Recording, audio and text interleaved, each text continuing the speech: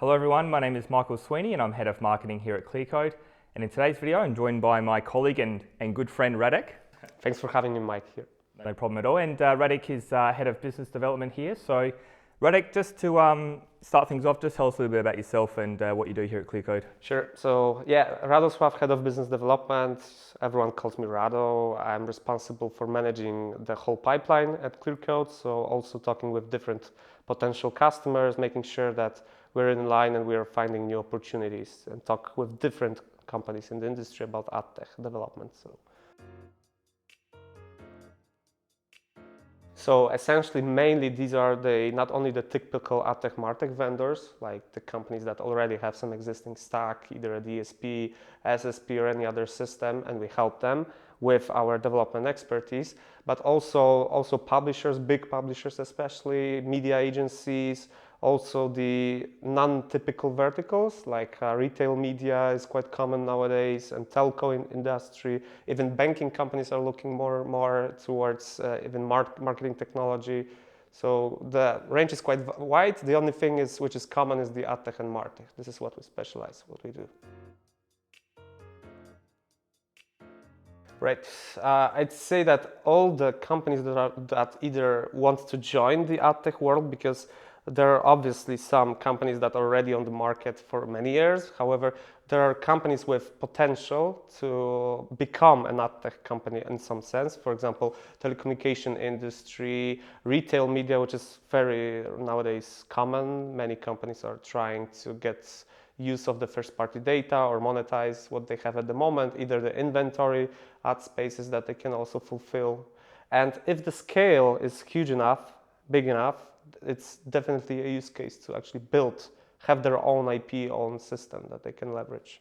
Yeah, definitely. And I guess going back 5 years ago when we looked at the types of companies that we'd work with and the industries they'd represent, I guess a lot of it's changed quite a bit, right? And it's kind of moved with the times. As you said before, there's a lot happening with retail media, video, streaming, telcos as well. So have you kind of noticed that change as well? That we're kind of moving with the industry, I guess, and everything that's happening there. Yeah, Mike, I think that one of the main changes in the industry is obviously the cookie-less future, and this also creates an opportunities for others to either have their own systems or create other workarounds apart from the cookies that were the base of the industry. But still, there's a lot of potential in terms of the companies that think about their own IP, and even the telco industry nowadays, like in the European market, they thought about the unified identification, for example, of the users, and this creates a lot of demand for technology, for advertising technology, especially due to the also fact that many of them are using or have a very complex ecosystems already in place, and in order to properly add the system into the existing part, it can be a challenge using the third-party providers, and then there's a lot of potential to actually create a new piece of the stack that they have. So as I told you about the third-party providers, there's a lot of third-party white label or third-party providers that they charge you for the traffic, or depending on the traffic, you just get a monthly fee or a yearly fee. And if the scale is big enough, there's actually a use case to think about to cut the middleman and have the actual technology with their own, and the only thing to take into account then is just the development costs, infrastructure costs, either AWS, Azure, GCP, or whatever cloud provider is required. This might be also an investment that they can save in the long run, save actually the money.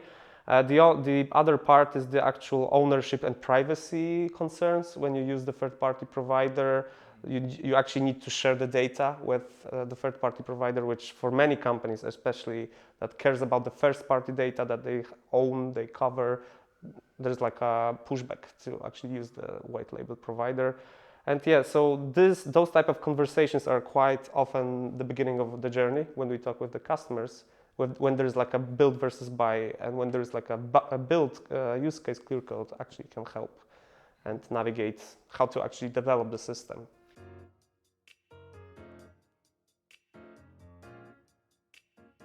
the acquisition part is very interesting, and the whole AdTech market is a very dynamic space. So as we've seen last time, even AT&T acquisition or AppNexus transforming into Xandr got acquired by Microsoft. Those changes are constant in the AdTech industry, and if someone decides to acquire the system, on the one side, okay, this is an existing system with integrations already in place, with even sometimes business relationship with the potential customers. On the other hand, technologically, how to actually adjust the acquired system to the ecosystem that is already in place, this is a challenge for many companies. This is like challenging due to the actually work that needs to be done anyway, and it can eventually in the long run even create much more problems and much more challenges related to customization and even rewriting some of parts of the system to make sure that the scale is handled properly. So this is one of the reasons that someone even thought about acquisition first, decide in the long run to actually build it. Yeah, definitely. Because I noticed, obviously, you touched on this a second ago as well about the telcos with AppNexus being acquired by AT&T a few years ago, and there were many examples of telcos that acquired, ad tech companies and then tried to kind of implement them into their existing business to grow to build an advertising business essentially.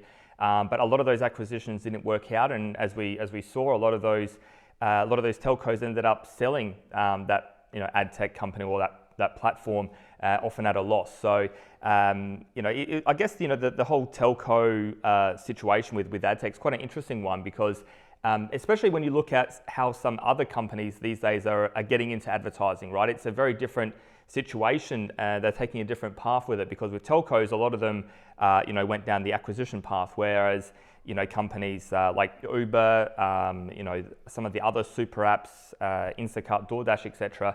A lot of those are kind of building the software in-house themselves, right? So they're not going down the acquisition path. They're focusing on the actual building part, and it'd be interesting to kind of see how that works out, because with the acquisition path, as you said, it's there's a lot of risk, I guess, especially if not only the technical risk, which you said as well, which is can be quite hard to overcome, a lot of technical challenges with that.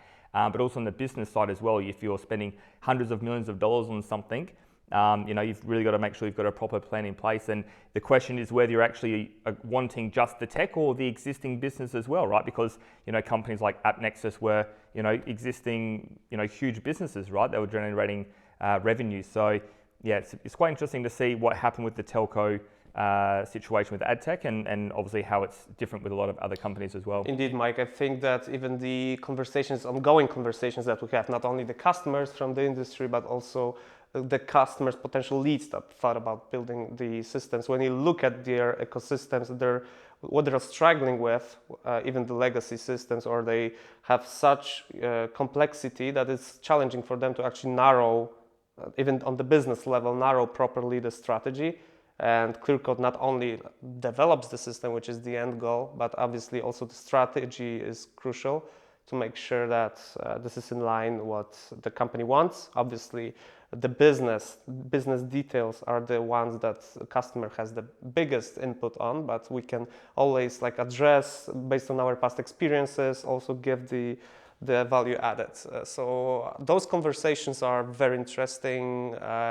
And this is definitely a trend in the industry, that the telco industry, eventually, many of those companies will become an AdTech vendor, in fact. And as for the super apps, like Uber, DoorDash, any others, those have just an upper hand of the data itself.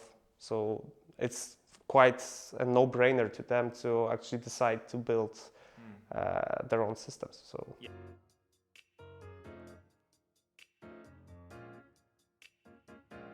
Sure, for sure. In terms of building the advertising systems, expertise is important, because ClearCode, throughout the 14 years of our history building those systems, we've come up with different use cases, very specific, complex systems that had to cover high scalability.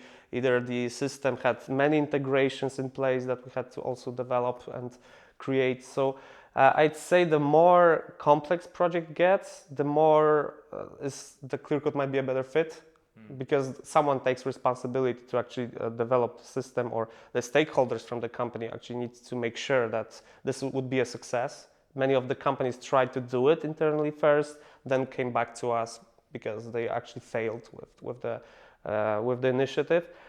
It's not always something that we say that for all of the projects it needs to be clear code in the first place. We're always like open for different approaches, but obviously the more project requires high scalability, high QPS, the traffic will be huge. Those are not like a simple platforms to develop. Like it requires just a lot of experience. So this is the upper hand we give. Time to market should be as quick as possible for the MVP to be live.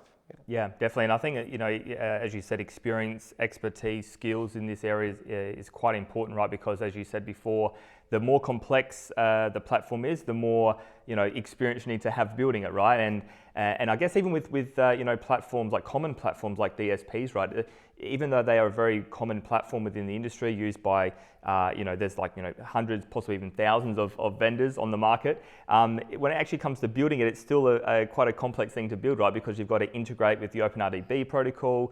You've got to understand what a bid request is. You've got to understand how long you've got to respond to a bid request as a DSP or a bidder. So it can be very hard for, I guess, your even a seasoned, experienced software developer who has no experience in ad tech actually building it, right? Because if they don't know what a DSP is, they're going to have no chance of building it, right? Because they're going to have to learn all the, the inside things about how it all works and stuff. Funny thing in terms of ad tech is that we have a lot of three-letter acronyms, a lot of shortcuts, DSP, SSP, CDP, and even when we talk initially with our customers, sometimes they say, okay, I want to build a DSP, but if we dive into details, deeper requirements, it finds out that not necessarily this is the actual end system that needs to be developed. So a lot of terms, the domain is also quite huge in terms of the potential systems that can be developed. So we always try to navigate customers in the discovery to make sure that it's in line with what they expect. So Excellent. Perfect. So that's all the questions I had for today, Radek. So thanks so much for joining me today and